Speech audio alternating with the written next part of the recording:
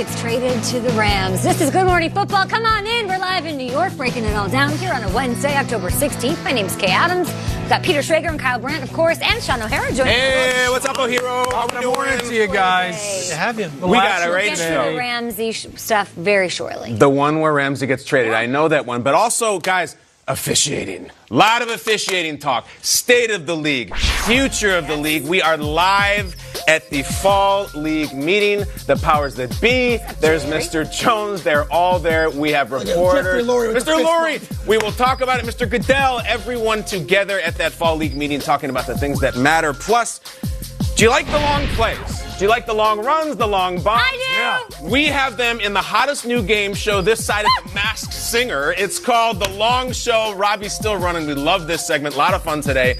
And guys, after the Patriots, who's the best team in the AFC? I happen to think they play in Buffalo. I think it's the Bills. And we have the head coach, Sean McDermott, coming on this morning. Whoa. Talking about them coming off the bye week. Are they is this a 12-win team, guys? Look at the schedule. It's really friendly. McDermott coming on this morning. We had the bologna sandwich eating coach Doug Marrone on the show about a week ago, talking all things Jags, State of the Union, his relationship with Jalen Ramsey. And then last night, huge news out of L.A. The Rams traded for Jaguars cornerback Jalen Ramsey after trading away Marcus Peters to the Baltimore Ravens. The Rams posted this on IG. You can't spell Ramsey without Rams. How Gotcha. are they sitting on that one, I wonder? Yeah. Ian Rappaport is in Fort Lauderdale live at the Fall League meeting. Here to break down some huge stories yesterday. Give us everything you know. Yeah, no doubt. It was a huge day for the Los Angeles Rams yesterday, completely remaking their defense. Let's start with the biggest move that the Rams have done really in several years, trading for Jaguars Pro Bowl cornerback Jalen Ramsey, who, of course, has been the target of media speculation, trade talks, and everything over the course of the last month. We know that Ramsey demanded a trade from the Jaguars. Owner Shad Khan specifically wanted to make sure that they, one, either did not trade him, or two, if they were going to trade him, they needed 2 first-round picks. They actually got more than that. 1 first-round pick this year, 1 first-round pick next year, and a late-rounder in 2021 as well. And now Jalen Ramsey goes from the Jaguars to the Los Angeles Rams. Expect them to play a lot more man-to-man defense, really lock down some receivers and get after people like they have not done for most of this year. But obviously, that was not all the Rams did yesterday. They also did a little subtraction in their secondary. Marcus Peters, their Pro Bowl corner, they traded for such fanfare from the Kansas City Chiefs a couple years ago. He goes from Los Angeles to the Baltimore Ravens, who, by the way, were also one of the teams involved in the Jalen Ramsey mix. Kenny Young, a linebacker formerly of UCLA, he goes over along with another draft pick. So the LA Rams remake their secondary. The Baltimore Ravens have a huge addition, and the Jacksonville Jaguars clear the decks, add a ton of picks, including 2 first-rounders, and all of this happened on a random Tuesday in the NFL season. And the Ravens, of course, inherit a nice little tandem now with Marcus Peters and Marlon Humphrey, who's been playing lights out this season. And then A.J. Boye is alone down there in Jacksonville. We'll get to all of it. Thank you so much, Ian Rappaport, for the breakdown here. Ramsey, by the way, I think he likes his new uniform. From Jacksonville to L.A., he goes, posting this photo on Twitter shortly after Ian Rappaport broke the news of the trade to L.A. Peter, how did this go down? Yeah, look, the Rams might be 3-3. They view themselves as the aggressors in the NFL. That's how they view themselves on the field, and that's how they view themselves off the field. They look at themselves that way when they traded for Talib, Cooks, and Peters last year, when they traded for Dante Fowler midseason, and when they went out and signed Clay Matthews and Eric Weddle this offseason. They saw Jalen Ramsey as the best cornerback in the market. And they said, if we could add the best cornerback in the market, maybe the best cornerback in all of football, to the best defensive tackle in all of football, with who we believe is one of the best quarterbacks and offenses in all of football, we're going to always compete. This trade would have been made, and I'm told this from Rams people, if they were 3-3 as they are, 0-6, or 6-0. It's just one of those deals where they saw Ramsey available, they made the calls, he was available. For 2 first-round picks, which is a bounty. I don't think besides Khalil Mack I've ever seen a defensive player traded for that much. But here's the connection. Les Snead and Dave Caldwell worked together. They're the 2 GMs of these teams. They worked together in Atlanta through the mid-2000s. 2 guys who have known each other forever. They always have an open line of communication. Once the 2 first-round picks were brought up, then the Jaguars said, okay, we'll loosen up on the we're not going to trade Jalen Ramsey side of it. One key note, the Rams believe that Jalen Ramsey will be healthy, will not miss any more time with that back injury. Oh, the back might feel okay? Might feel okay. That's awesome. And they also view Jalen Ramsey, as someone who's on a contract right now that they will honor, that is not necessarily going to do the Khalil Mack or Aaron, I need a new contract once I'm traded, or Antonio Brown. Jalen Ramsey, they believe, will play, or at least they're under the belief, will play under this current contract and is not going to ask to have it teared up and written a new one immediately. Oh. So you get Ramsey on his rookie deal still. You get rid of Peters, you move Ramsey in there, and guess who's up this weekend? Julio Jones. Hey. So let's go. They're 3-3.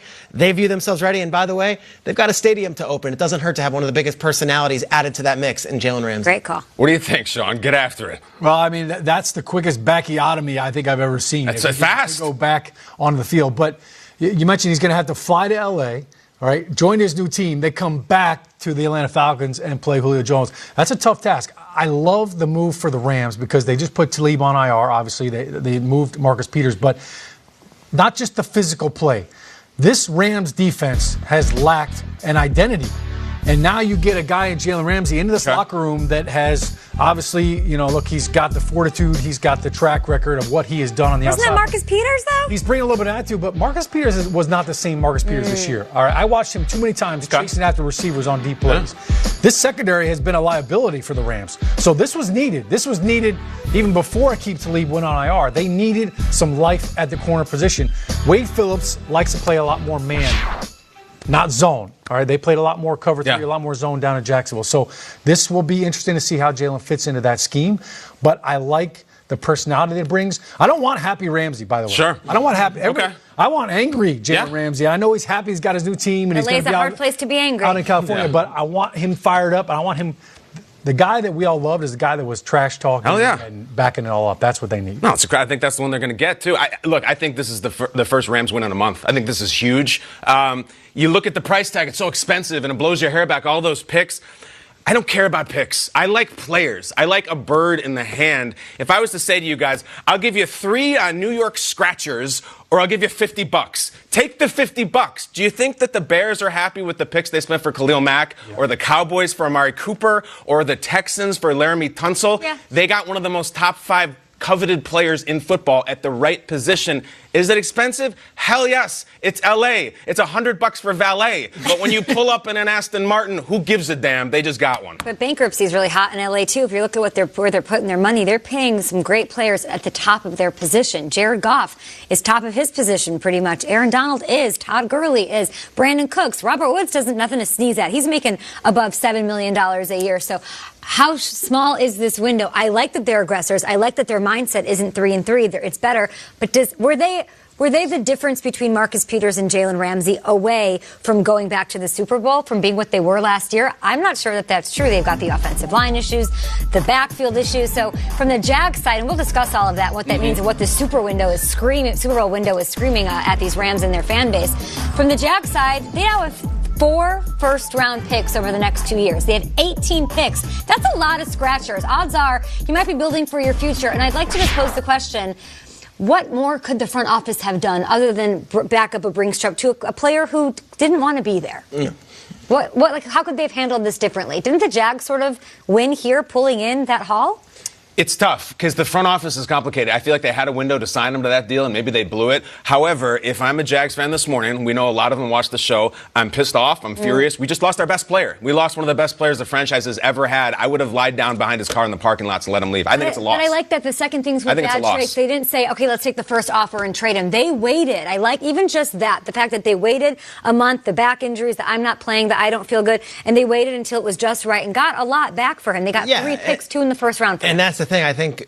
When I was doing work on calling around the league, everyone's like, yeah, Jaguars want 2 first-round picks for Jalen Ramsey, and a lot of other teams are like, you don't give up 2 first-round picks for a guy who's going to be a free agent next year. They got 2 first-round picks and then some. So from the Jaguar side of it, he wasn't on the field, and I'll tell you, there's a lot of expectation that he was going to be able to go last weekend. And when he didn't go last weekend and didn't play Sunday, I think that kind of felt like, all right, maybe he's never going to play for us again. Both sides, to me, both sides are winners this morning. Yeah. I know that's easy to say, and we want to do an immediate hot take. Rams got a guy that's going to be a difference maker, and the Jaguars are set up for the future with 2 first-round picks. I like that, too. We'll talk It's about amazing the the Ravens turnaround as well. because it was trending in the opposite direction. Yes. It was trending bad. So to your point, the fact that they got that run, I don't think they were actively trying to trade him. I don't either. But when you get that call, you can't turn that down. I mean, it's like what the Giants got for Odell Beckham. You get that call, that 2 first-round picks. Mr. Khan, yes, we're going to what? Sure. Sell. The trade right deadline away. is the 29th. We've got a ways to go. So maybe the Rams make some more moves. Maybe the Eagles make a move. We'll talk about other teams that we think should be aggressive as we look ahead to Week 7, which is, by the way, a night away. Here we go. Chiefs, Broncos, let's go. But let's talk about the AFC East. Are we overlooking the Bills as serious contenders this season? Yes. Triggs, they were in your top 5, were they? They were not in my top A lot 5. of NFC love. 4-1 and no Bills. Well, Sean McDermott's on the show. wanna hear what he We've got thinks. some splaining to do, and there's plenty to talk about at the league meetings down in Fort Lauderdale. The fall league meeting, we will go there live to Judy Batista next.